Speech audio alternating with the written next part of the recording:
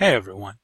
Last week I had you reading the book about workstation types, and before we talk about image displays, which are really just monitors, I wanted to go through the workstation types. So the first workstation type is your clinical review workstation. This is just a place where doctors and nurses go to review images. Typically it's a basic PC with one basic monitor attached to it. And then you have ER review workstations. This is where emergency room physicians, nurses, other practitioners that might be in the ER review images. And typically these will have two Barco monitors attached to it. OR review workstations, obviously those are done in the operating room where surgeons will look at images. And those will usually have Barco monitors attached to them. Unit review workstations. Unit is ICU, intensive care unit, CCU, cardiac care unit. These units can have Barco monitor stations, or they can have just high-grade color, top-of-the-line Dell, Sony type monitors. Could be either one. Technologist workstations. These are going to be the workstations the techs use in their core areas. Modality workstations. These are going to be specialty modality workstations like MRI, CT, where they're going to do post-processing and things like that before they send the workstations on. Before they send the workstations. They're not sending workstations to PACS. They're going to send images to PACS. How silly of me. Then we have reading room workstations. These are where the physicians, the radiologists, will sit and read. And of course, admin workstations, because hey, you need your own workstation to do your PACS work too. So all these different types of workstations. Each workstation type will have a different image display configuration. The number of monitors, the type of monitors, how they're arranged, top to bottom, side to side, all of that will be different for each workstation. And guess what?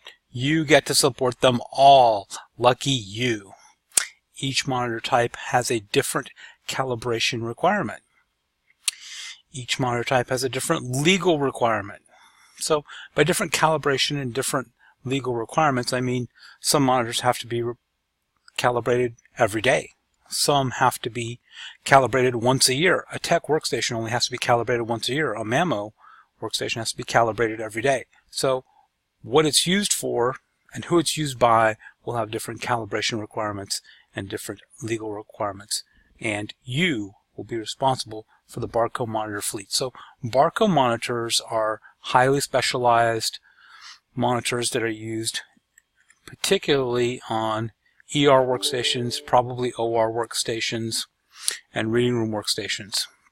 The rest of these will probably have basic color monitors that you don't have to worry too much about, but the highly specialized Barco monitors, they belong to you and you are responsible for the Barco fleet.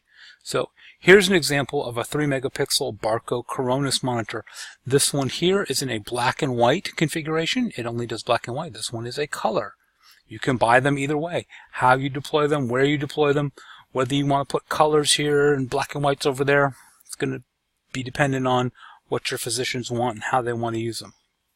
This is a 6 megapixel 30-inch EONIS, E-O-N-I-S Barco monitor. So this is the big color 30-inch, and it's actually split down the middle using software to make it two monitors basically side by side, but it's one big physical monitor, and here's a black and white monitor next to it.